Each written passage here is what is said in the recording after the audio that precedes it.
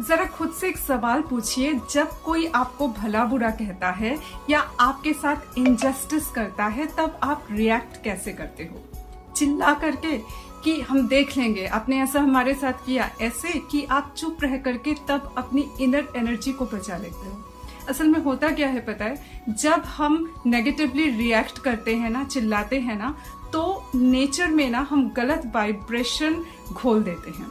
और नेचर तो माँ है, वो भाग नहीं सकती, उसके पार्टिकल्स इस नेगेटिविटी को एब्जॉर्ब कर लेते हैं। इसका असर पता है कहाँ दिखाई देता है? उस एटमॉस्फेयर में। वो जगह चाहे जितनी भी खूबसूरत हो, लेकिन ना उस जगह में तब आपका मन नहीं लगता, क्योंकि वहां के पार्टिकल्स ने, वहां के एटमॉस्फेयर ने उस नेगेटिविटी को एब्जॉर्ब कर लिया है। एक और तरीका है इसे समझने का, इमोटो वाटर एक्सपेरिमेंट के जरिए भी आप इसे समझ सकते हो। उस समय वहां का जो जल है उसको ले करके उसको क्रिस्टलाइज करके फिर डार्क फील्ड माइक्रोस्कोप के नीचे अगर देखा जाए ना, तो पानी का इंटरनल स्ट्रक्चर जो है वो बिगड़ जाता है। वहां पर पानी का इंटरनल स्ट्रक्चर बेतरतीब दिखाई देगा। उसी जल को जब प्रेयर रूम में रख करके उसके बाद इस तरह से स्टडी किया गया ना, तब पाया गया कि पानी का इंटरनल स्ट्रक्चर हीरे जैसा है। मतलब पानी भी नेगेटिविटी को एब्जॉर्ब कर लेता है।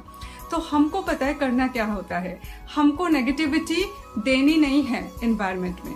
हमको ना तब अपने कॉन्शियसनेस को लिम्बिक मोड से प्रीफ्रंटल कॉर्टेक्स तक ब्रेन के लाना पड़ता है। जब हम लिम्बिक मोड में होते हैं तब हम तुरंत जवाब देने, तुरंत सामने वाले इंसान को छोटा दिखाने के पीछे लग जाते हैं। ये जो है ना सर्वाइवल वाला स्टेट है। वहां से जब हम क्रिएटिविटी की तरफ आते हैं, प्रीफ्रंटल कॉर्टेक्स में हमारी क्रिएटिविटी होती है। क्रिएटिव ढंग से जहां हमारे प्लानिंग वाले नोबल आइडियाज होते हैं, वहां से अगर हम काम लेते हैं, वहां से अगर हम प्लान करते हैं जवाब को, तो जवाब भी बहुत खूबसूरत होता है। इसीलिए ना कीमत ज्यादा होती है राइटर्स की, उसके बाद आर्टिस्ट की। वो बहुत विकट, बहुत घिनौनी परिस्थितियों को भी ना एस्थेटिक से मंडित कर करके प्रेजेंट करते हैं, इस तरह से कि लोग भी उन चीजों के एसेंस को डीपली सेंस कर पाते हैं। जब आप क्रिएटिविटी को पकड़ लेते हो, उस वक्त कोई जवाब नहीं देते, तो अपनी एनर्जी को आपने बचा लिया। फिर क्रिएटिविटी को पकड़ करके ना जब आप धीरे धीरे प्लान करके जवाब देते हो, तो वो जवाब बहुत खूबसूरत होता है। उस मोमेंट को आप एंजॉय भी करने लगते हो। और न सिर्फ एंजॉय करोगे, बल्कि दूसरे लोग भी ना इससे इंस्पिरेशन पाते हैं कि ऐसी परिस्थितियों को हैंडल कैसे करना है। क्योंकि ये आप भी जानते हो, सभी जानते हैं कि जब हम चिल्ला करके कुछ करते हैं, जवाब देते हैं इस तरह का, तो हमारी इनर एनर्जी ना ड्रेन्ड हो जाती है। उसके बाद हम ड्रेन्ड आउट फील करते हैं। क्यों?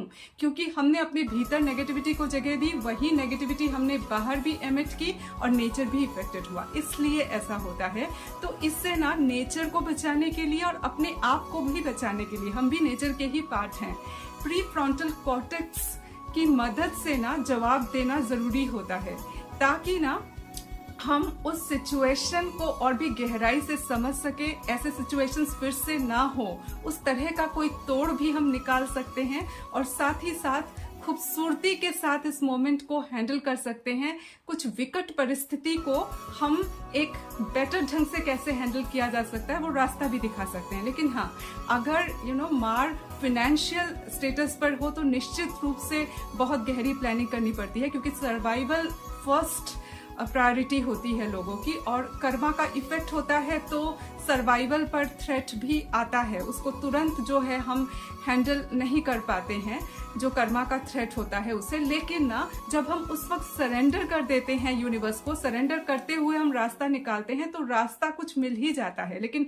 इसके लिए सबसे पहले बहुत जरूरी होता है ये कसम खाना कि हम नेगेटिविटी के साथ रिएक्ट नहीं करेंगे। मुश्किल होता है ऐसी चीजों को हैंडल करना, लेकिन अगर हम ये हुनर अपने अंदर डेवलप कर पाए ना, तो लाइफ की बहुत सारी प्रॉब्लम्स काफी कम हो जाती हैं।